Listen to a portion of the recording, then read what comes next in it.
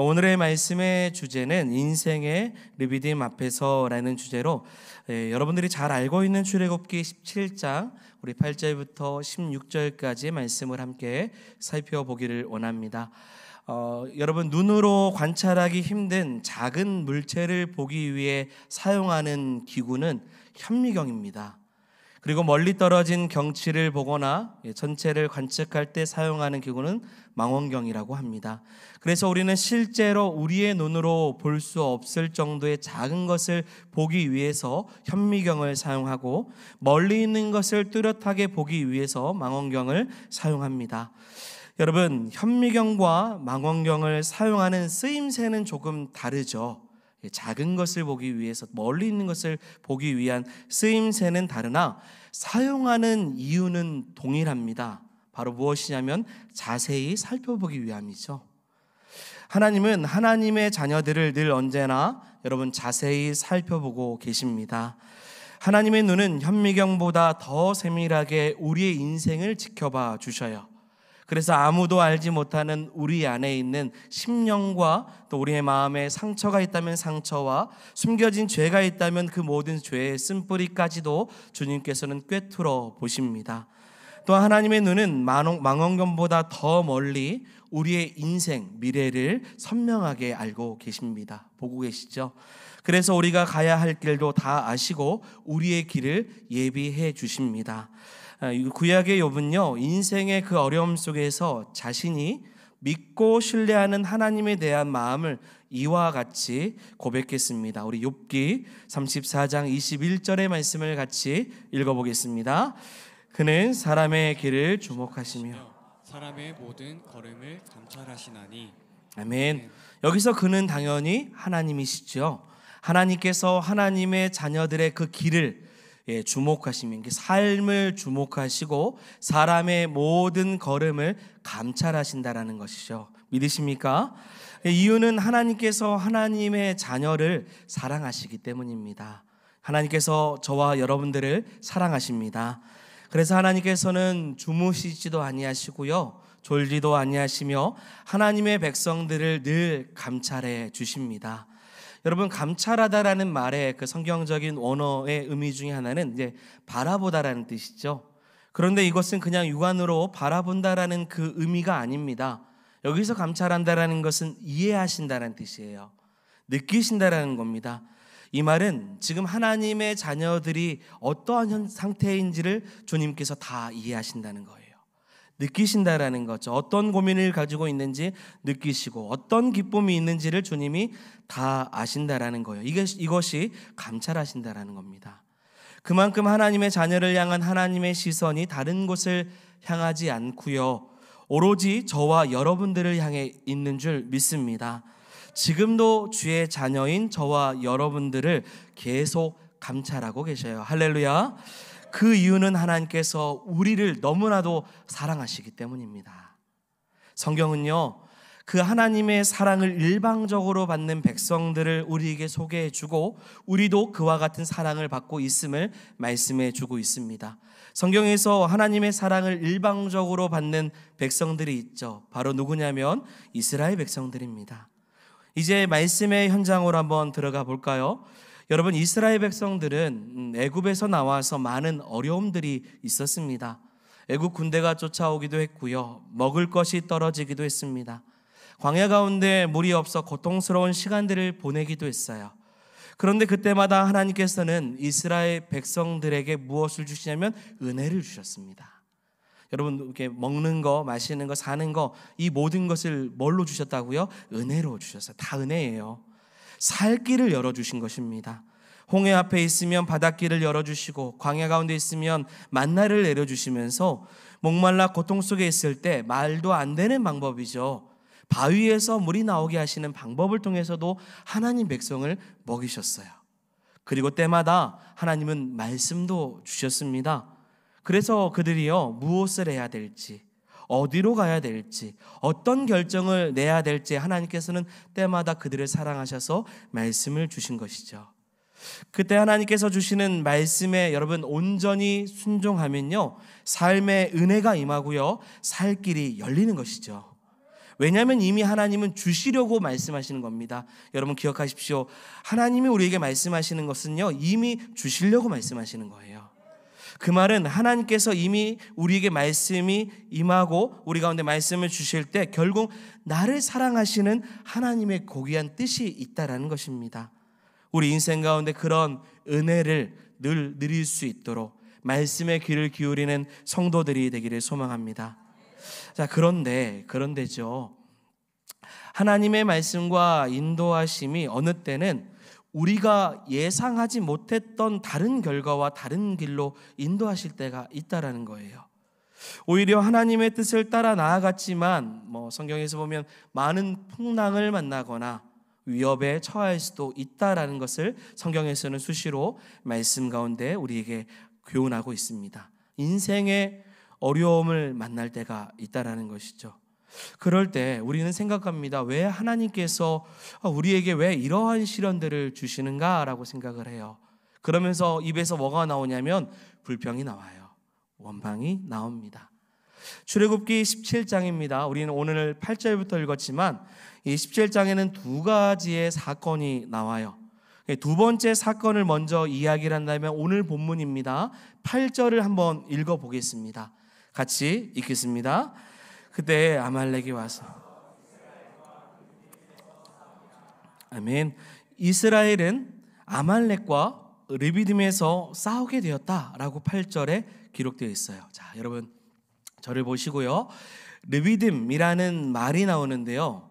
이 뜻은 뭐냐면 쉬는 장소 혹은 원기 회복이라는 의미를 가지고 있습니다. 자, 이 말은 르비딤은 여러 샘들과 개울이 있어서 지나가는 여행객들에게 갈증을 풀어주기도 하고 피로를 회복시켜주는 가장 좋은 장소라는 것이죠. 그렇다면 이스라엘 백성들이 르비딤에 도착했을 때 무엇을 여러분 기대하겠습니까? 물이 있을 것을 기대하겠죠. 그리고 지친 여행 가운데 물을 마시고 회복하기를, 원기를 회복하기로 싶은 마음이 가득했을 거예요. 그런데 회복을 기대했던 르비딤에서 그 기대가 무너지는 일이 일어납니다. 예상치 못한 일이 일어나요. 자, 1절을 한번 읽어봅니다. 오늘 읽지 않았어요. 1절 읽겠습니다. 이스라엘 자손의 온 회중이 여호와의 명령대로 신 광야에서 떠나 그 노정대로 행하여 르비딤의 장막을 쳤으나 백성이 마실 물이 없는지라. 아멘. 여러분 물이 있어야 할 르비딤에 뭐가 없는 거예요? 물이 없어요. 물이. 백성들이 마실 물이 없다고 했어요. 그리고 8절에 여러분 8절 읽었죠. 그곳에서 뭐가 일어났다고요? 아말렉과 전쟁이 일어나는 거예요. 자, 출애굽기 17장에는 두 가지 사건입니다. 하나는 물이 없는 것과 또 하나는 전쟁을 치르는 거예요. 여러분, 아니 하나님께서 사랑하셔서요. 자, 오늘 서론이죠. 감찰하신다고 했잖아요. 그럼 이스라엘 백성들을 누구보다 많이 사랑하셔서 그들과 함께 광야에서 임재하셨어요. 구름 기둥과 불 기둥으로 그들을 인도하셨습니다. 그러면 그들이 가는 길마다 뭐가 있어야 돼요? 물이 있어야 돼요. 그리고 전쟁이 아니라 뭐가 있어야 됩니까? 평화가 있어야 되는 것입니다. 특히 여러분 1절의 말씀 다시 한번 띄워주시겠어요? 1절에 여호와의 명령대로 신광야에서 떠나 그 노정대로 행하여. 자, 여러분 이 말씀에 보면 뭐가 있냐면 여호와의 명령대로가 있어요. 이 말은 그들을 인도하시는 분이 누구시라는 거예요? 여호와 하나님이신 거예요. 자, 노정대로라는 말이 나와요. 노정대로라는 말은요, 원래 계획한 경로대로라는 거예요. 그러면 이제 어긋난 길을 이스라엘 백성들이 간 거 아닙니다. 내가 가고 싶은 방향으로 막 간 거 아니에요. 하나님의 뜻대로, 자, 하나님의 명령대로 뭘 한 거예요? 순종한 거예요. 순종. 그러면 그 순종에서 도착했던 곳이 어디냐면 르비딤인데 거기에서 뭐가 있어야 돼요? 당연히 달콤한 물이 있어야 돼요. 원기 회복을 할 수 있는, 쉴 수 있는 물이 있어야 되는 겁니다. 그런데 가뭄으로 인해서요, 물이 다 마른 상태가 된 겁니다. 물의 풍성함을 기대했는데 르비딤에서 물을 먹지 못하니 그 실망감이 훨씬 크겠죠. 그렇죠. 기대하지 않았으면 실망이 적어요. 하지만 기대했을 거예요. 그래서 뭘 합니까? 기대했는데 없으니까 이스라엘 백성들이 불평하기 시작합니다. 자, 여러분, 우리도 이런 경우가 있지 않습니까? 있어야 할 것이 없을 때, 생각하지도 못했던 인생의 가뭄을 만날 때, 이로 인해서 만족이 채워지지 않을 때 이스라엘 백성들과 같이 당혹스럽고 실망감이 2배가 될 때가 있지 않습니까? 여러분, 그럴 때도요, 자, 여러분 기억하시기 바랍니다. 하나님은 그때도 우리를 감찰하십니다. 우리가 어떤 생각을 하고 있는지, 어떤 태도로 그 어려운 가운데 생각하고 시간을 보내고 있는지 하나님은 우리를 다 감찰하고 계셔요. 그 시간에 하나님께서 감찰하시는데 이스라엘 백성들은 뭘 했습니까? 불평을 해요. 하나님께서 명령하신 대로 왔다면요, 여러분, 하나님의 명령하신 대로 왔으면 분명한 뜻이 있겠습니까? 없겠습니까? 있어요. 분명한 목적과 뜻이 있다라는 거예요. 그런데 눈앞에 단순히 인생 가운데 가뭄, 물이 없자마자 어떤 일이 일어난 거예요? 원망을 하는 거예요. 하나님의 뜻이 무엇인지 생각하지 않아요. 하나님 명령하신 것을 돌아보지 않습니다. 그들은요, 하나님께서 자신들을 르비딤으로 인도하신 그 뜻을 깨닫지 못해요. 여러분, 르비딤에 물이 있든 없든 하나님이 그들을 인도하신 뜻은 분명히 있습니다. 그렇다면요, 그걸 발견해야죠. 왜 하나님께서 이곳에 우리를 보내셨는가요? 여러분, 먼저는 세상 속에서, 자, 이 말씀을 묵상해 보면요, 먼저는 세상 속에서 르비딤을 찾는 인생이 아니라, 자, 하나님께서 그들의 르비딤이 되어 주시는 축복을 깨닫게 하시는 거예요. 하나님은 하나님의 자녀가 세상 속에서 세상을 의지하는 인생이 아니라 먼저 하나님을 의지하는 인생이 되는 것을 연단케 하시는 겁니다. 기대했어요. 세상 가운데 그것이 있다고 생각하고 바라고 나아갔는데 거기서 실망하는 거죠. 그런데 그럴 때 더욱더 연단되는 거예요. 누구를 바라보도록요? 하나님을 바라보도록요. 그 말은 세상에 오아시스가 있는 곳을 향해서 가는 인생이 아니라, 여러분, 하나님이 계신 곳이 오아시스죠. 하나님이 계신 곳이 하나님 백성들을 감찰해 주시는 르비딤이 되는 거예요. 회복의 장소로 인도해 주시는 것입니다. 세상으로 체험받는 인생이 아니라 하나님으로부터 체험받는 인생이 되도록 그들을 연단하시는 겁니다. 그래서요, 여러분, 이 다음 사건이 뭐냐면, 마른 땅에 있는 반석을 향해 모세의 손에 있는 지팡이를 통해서 하나님은 그곳에서 뭘 나오게 하셔요? 물이 나오게 하십니다. 오아시스예요. 곧 그곳이 무엇입니까? 그 자리가 르비딤이 되게 하시는 거죠. 회복의 자리가 되게 하시는 거예요. 물론 그들은 불평하고 원망함으로 죄를 범했지만 하나님은 모세를 통해서 그들을 사랑하셨어요. 그들의 인생을 감찰하시는 하나님이 어디 계신지 늘 언제나 함께 하신다는 것을 깨닫게 하셨다는 것입니다. 자, 이것이 첫 번째 인생의 어려움 속에서 하나님의 능력을 경험하게 됐던 이제 출애굽기 17장의 첫 번째 사건이에요. 자, 그런데 자, 오늘 이제 말씀이에요. 이 문제가 해결되자 또 다른 어려움이 찾아왔다는, 더 큰 어려움이 찾아왔어요. 이게 물을 마시고 못 마시고의 문제가 아닙니다. 오늘 본문의 말씀이죠. 아까 읽었지만 한 번 더 읽어보겠습니다. 8절입니다. 읽겠습니다. 그때 아말렉이 와서 이스라엘과 르비딤에서 싸우니라. 아멘. 이것은 아말렉 사람들이 르비딤에 있는 이스라엘 백성들을 공격했다는 이야기입니다. 아말렉 사람들이 이스라엘 백성들을 공격한 것은 정말 심각한 문제예요. 여러분, 아말렉의 조상은 에서의 아들 엘리바스입니다. 당시 아말렉 족속은 에돔 사람들로부터 갈라져 나와서 시나이 반도에서 유목을 하면서 유랑 생활을 했던 민족입니다. 그들의 활동 무대는 가나안 남쪽이에요. 그들이 왜 이스라엘 백성들을 공격했는지는 불투명합니다. 그것에 대한 기록은 없어요. 그냥 대략 짐작하기에 이스라엘이 홍해를 건넜잖아요. 건너고 나서 르비딤에 이르자 혹시 자신들의 영토에 대한 소유권을 뺏길까 봐 염려가 되어서 공격했을 것이라고도 생각을 합니다. 여러분, 이 전쟁은요 굉장히 중요합니다. 왜냐하면 생명이 걸린 문제이기 때문이에요. 이 전쟁에 지면요 사랑하는 가족들이 죽을 수 있습니다. 이제 애굽에서 나왔어요. 노예 생활도 고통스러웠지만 나와서 죽임을 당한다면 그게 더 고통스러운 일이겠죠. 그리고 가지고 있는 모든 것을 전쟁 가운데 진다면 빼앗길 수도 있습니다. 여러분, 우리의 삶이 마치 르비딤에 있는 것 같지 않겠습니까? 삶을 살아가는 것 가운데 첩첩산중처럼 우리의 마음이 굉장히 어려움이 생기도록 문제 위에 또 문제가 생길 때는 없습니까? 마실 물이 없어서 힘들고 그 문제가 겨우 해결되었다고 생각했는데 생각지도 못했던 더 큰 문제, 아말렉 족속이 공격해오는 문제가 마치 우리 인생 가운데 찾아올 수도 있다는 것이죠. 르비딤에서 쉬기를 원했습니다. 원기를 회복하기를 기대했어요. 그런데 그곳에서 여기저기 문제가 터져 나오는 겁니다. 우리의 삶에 하나의 문제를 해결하면 또 다른 문제가 터져 나오는 것 같아요.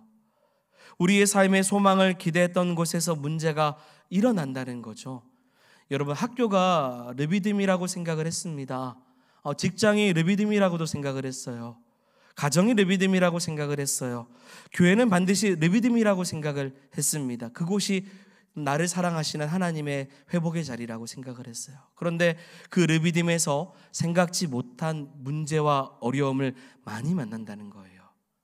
학교 생활하는 가운데, 가정 가운데, 또 교회 가운데 우리 인생 가운데 문제가 해결되면 또 다른 문제가 계속 터져 나가는 그런 삶을 살 때가 있다는 거죠. 자, 이 문제를 어떻게 해결해 나가는가? 이것이 오늘 말씀의 핵심이겠죠. 우리 9절의 말씀 같이 읽어보겠습니다. 읽겠습니다. 모세가 여호수아 사람들을 택하여 나가서 아멜렉과 싸우라. 내일 내가 하나님의 지팡이를 손에 잡고 산 꼭대기에 서리라. 아멘. 모세는 여러분 여호수아에게 백성 중에서 싸울 만한 사람을 선별하라고 해요. 그리고 나가서 아말렉과 싸우라고 합니다. 자신은 지팡이를 들고 언덕 꼭대기에 서 있겠다고 9절에 지금 이야기하고 있어요. 여러분, 9절에서 중요한 표현이 있는데 그것은 여러분 모세가 하나님의 지팡이를 손에 잡고 산 꼭대기에 서겠다라는 것을 할 때 이 지팡이가 내 지팡이라고 표현하지 않고요. 뭐라고 해요?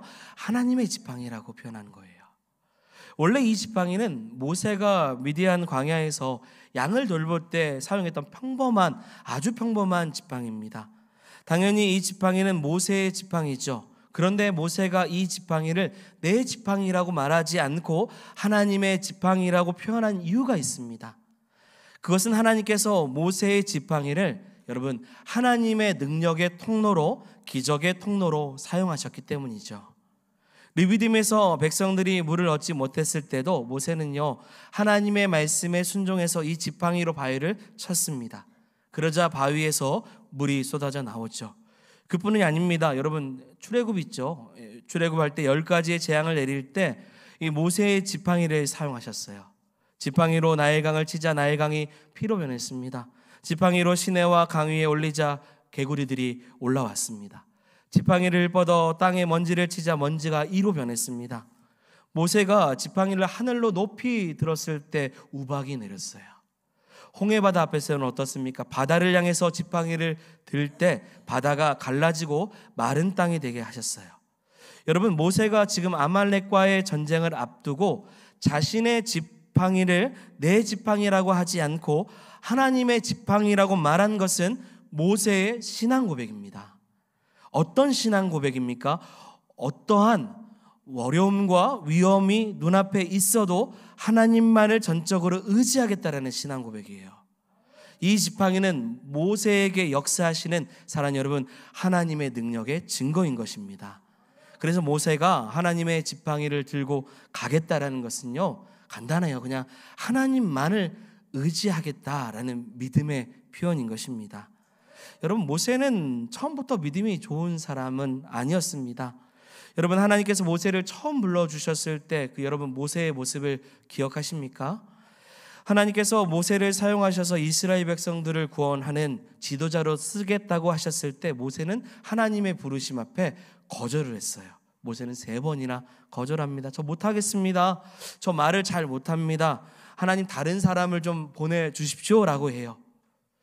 모세가 겸손해서 사용한 것이 아닙니다. 모세는 하나님을 향한 믿음이 부족한 사람이었다라는 거예요. 하나님의 능력을 인정하지 않은 사람이죠. 자, 그랬던 그가 하나님의 은혜로 하나님의 전능하심을 경험했습니다. 그리고 자신의 지팡이를 통해서 역사하시는 하나님의 능력을 경험했어요.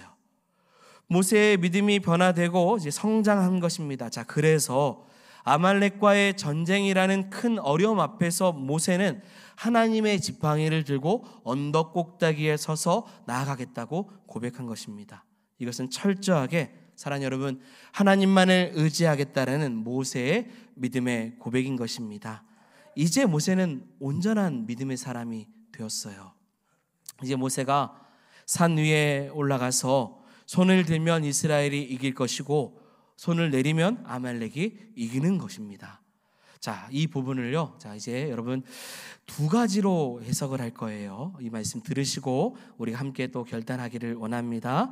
첫째는 보편적으로 여러분 성경에서 손을 높이 드는 거, 그리고 오늘 본문에서 손을 들고 나아가는 것을 무엇을 표현하냐면 기도로 표현을 하죠. 모세가 문제를 만날 때 기도함으로 하나님께서 싸움에서 우세하게 하셨다라는 것입니다. 자, 반대로 손을 내린다라는 것은요, 손을 쉬게 한다라는 의미죠.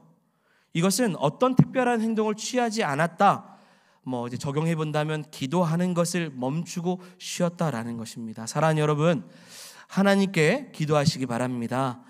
기도만이 우리가 살 길이라는 거예요. 인생의 어려움 앞에서, 리비딤 앞에서 우리가 해야 될 첫 번째 과제는 기도하는 것입니다. 하나님께서는 기도를 통해서 우리에게 은혜를 주셔요.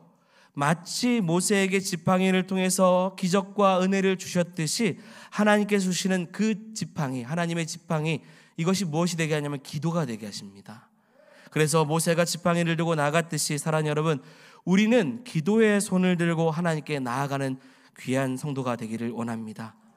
인생의 그 르비딤, 어려움 가운데 문제가 해결된 줄 알았는데 또 다른 문제가 생겨, 또 다른 문제가 계속 발생이 될 때마다 기도하는 거예요. 시편 34편 17절, 의인이 부르짖음에 여호와께서 들으시고 그들의 모든 환난에서 건지셨도다. 아멘. 기도하면, 부르짖으면 하나님께서 그 고난과 두려움, 괴로움에서 구원하시겠다고 약속하셨습니다. 할렐루야. 약속하셨어요. 기도하라고요. 그러면 반드시 이루어주신다는 거죠. 하나님께서는 부르짖는 자들의 기도할 때마다 구원을 주십니다. 살려주셔요. 병을 치유해 주십니다. 문제를 해결해 주십니다. 기도하면 새로운 길을 열어주셔요. 새로운 문을 열게 하십니다. 기도의 손, 나의 손이 기도의 손이 되어야 되는 것입니다. 자, 이것이 보통 이제 우리 본문 출애굽기 17장의 말씀을 해석할 때 이야기입니다. 자, 두 번째는요, 이 본문을 그냥 있는 그대로, 성경 있는 그대로 해석을 하는 거예요. 사랑하는 여러분, 손을 드는 것을, 자, 제가 앞에 했던 이야기를 좀 뒤집는 겁니다. 손을 드는 것을요, 기도로 해석하는 것은 신앙적인 해석입니다. 꼭 모세의 기도가 이스라엘의 승패에 달렸다고만 해석해서는 안 되는 거예요. 손을 높이 드는 것은요, 신앙적인 해석입니다. 본문 그대로 보시면요, 엄밀히 말해서 이 전쟁은 모세의 기도와 상관없이 보입니다. 왜냐하면 기도라는 말이 없어요. 단 한마디도 나오지 않습니다. 물론 모세는 뭘 했겠습니까? 기도했겠죠. 모세가 하나님을 향해 손을 들고 가만히 있겠습니까? 기도하고 또 기도했기 때문에 이 본문을 신앙적으로 해석할 때는 뭐예요? 그냥 기도죠. 기도의 손으로 표현합니다. 그러나 기도로 설명하게 되면요, 모세는 손을 올리면 기도하고요, 자, 손을 내리면 뭘 하는 거예요? 기도를 안 하는 걸로 이제 해석이 되는 거예요. 자, 여러분, 언제 우리가 기도 많이 하죠? 일이 잘 풀릴 때보다 어느 때입니까? 어려울 때 더 많이 기도하죠. 모세가 전쟁에 이길 때보다 패할 때 더 많이 기도했을 거예요. 손의 위치로 생각한다면 손이 내려가면요, 이스라엘 군대가 지금 패한다라고 했으니 그럼 뭘 했겠어요? 손이 내려와도 기도를 더 해야겠죠. 이스라엘 군대가 패할 때 모세는 더 열심히 기도하고 있을 수밖에 없습니다. 그런데 이 전쟁은요, 그래서 오로지 모세의 기도로만 봐서는 안 된다는 거예요. 자, 이 말씀은요, 손을 올리느냐 내리느냐, 모세의 손에 주목하고 있다라는 거예요. 그리고 그 손에 뭐가 있습니까? 지팡이가 있어요. 그리고 이 지팡이는 뭔 지팡이예요? 하나님의 지팡이라는 겁니다. 이 전쟁의 승패는 하나님의 지팡이를 높이 든 모세의 손, 하나님을 전적으로 신뢰하는 하나님의 능력을 사모하는 것에 있다라는 거예요. 이것을 알게 되었던 아론과 훌이요, 돌을 가져다가 모세를 앉힙니다. 그리고 한 사람은 이쪽에, 한 사람은 저쪽에. 그래서 모세의 손이 절대 늘어오지 못하도록 붙잡아주고 있어요. 보세요. 승리 후에 모세는 하나님께 제단을 쌓습니다. 그리고 뭐라고 하냐면 여호와 니시라고 하죠. 여호와는 나의 깃발입니다 라는 거예요. 하나님의 지팡이를 손에 들고 서라는 것은요, 하나님의 능력의 상징인 그 지팡이를 붙잡고 사랑하는 여러분, 하나님의 방법에 순종하라는 겁니다. 이 전쟁은 하나님을 향한 순종이에요. 이 순종에 승패가 달려 있습니다. 신앙의 싸움은요, 인간의 능력으로 하는 것이 아니에요. 그래서 이 전쟁이 이스라엘이 치른 것 같지만 실제로 하나님께서 친히 싸우시는 전쟁임을 알게 하시는 겁니다. 모세는 단순히 하나님의 뜻을 따라서 뭘 한 거예요? 하나님의 지팡이를 들고 손을 내리지 않는 것입니다. 그리고 승리 후에 내가 기도해서, 내가 해서가 아니라 하나님 여호와 니시, 여호와께서 행하셨다라고 선포하는 것입니다. 전쟁의 승패는 오직 하나님께 있어요. 그 르비딤 앞에서 인생 가운데 하나님 앞에 나아갔던 하나님의 그 백성의 모습은 결국은 순종하느냐 순종하지 않느냐의 승패가 달려 있다라는 것입니다. 자, 물론 오해하지 마십시오. 손만 들고 있겠습니까?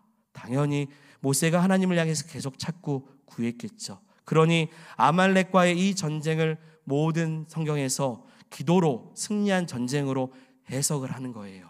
신앙적인 해석을 하죠. 그러나 본질적인 의미는 정말 엉뚱하잖아요. 전쟁에서 이기려면 전쟁 가운데 싸워야 돼요. 근데 엉뚱하지만 하나님 뜻 앞에서 손을 들고 있는 거예요. 그냥. 그랬을 때 전쟁의 승리가 달려있다는 것입니다. 이건 뭐예요? 하나님의 뜻에 얼마나 순종하느냐예요. 하나님의 능력을 얼마나 신뢰하느냐입니다. 여러분, 우리의 신앙 여정이, 우리의 신앙생활의 여정이 이와 똑같아요. 신앙의 싸움은요, 자신의 힘과 능력에 있지 않는 줄 믿습니다. 하나님 백성은 하나님께 순종하는 거예요.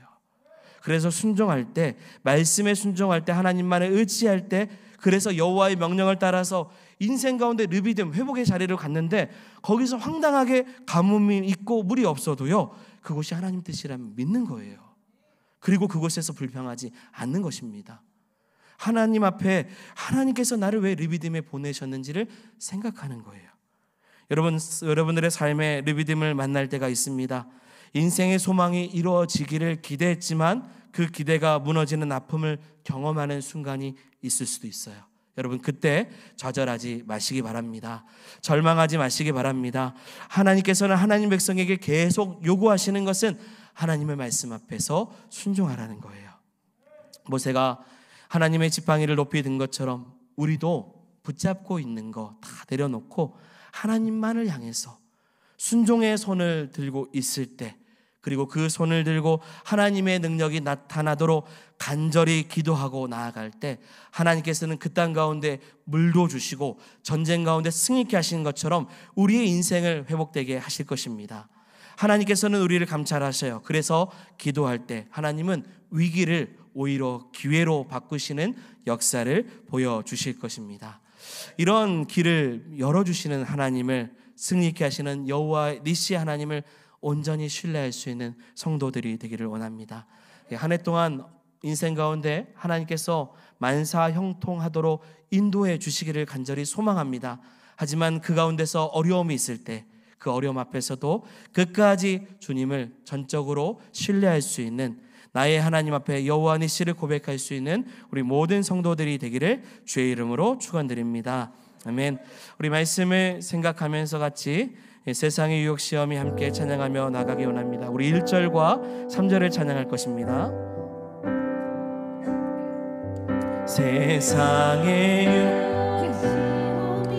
내게 몰려올 때에 나의 힘으로 그것들 모두 이길 수 없네. 거대한 폭풍 가운데 위축된 나의 영혼 어찌할 바를 몰라 헤매이고 있을 때 세상의 유혹 시험이